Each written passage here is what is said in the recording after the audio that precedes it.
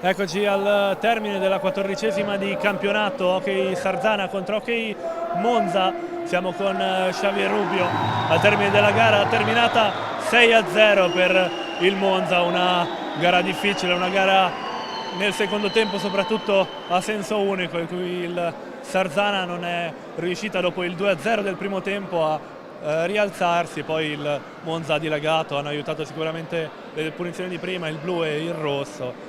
6-0 Sarzana che dovrà rifarsi ancora nella prossima per dare un buon inizio dell'anno, diciamo, al campionato. Come hai visto la partita?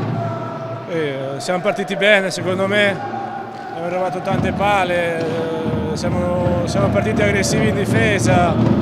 Loro i primi 15 minuti hanno fatto un tiro che è stato quel gol lì. Noi purtroppo quest'anno è una dinamica che non si riesce a fare gol o facciamo fatica. Penso abbiamo giocato meglio il primo tempo di loro, però comunque eravamo sotto 2-0.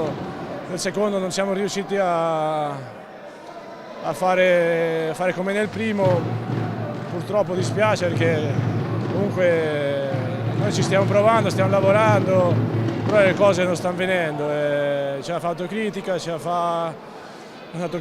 tutti insieme, ma anche personale. Niente, lavorare come gruppo ma anche individualmente per riuscire a fare meglio.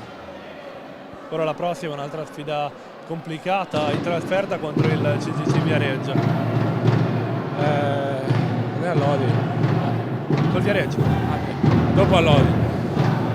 Sì, è un'altra partita difficile, lo sappiamo, è già andata, è stata così.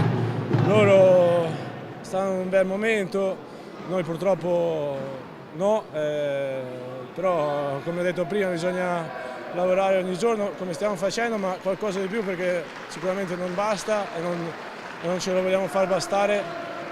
Niente, vogliamo ripartire, volevamo già partire da stasera con il girone di ritorno meglio che il girone d'andata. Non è stata così, però già da lunedì ce la metteremo tutta perché sia così dalla prossima partita.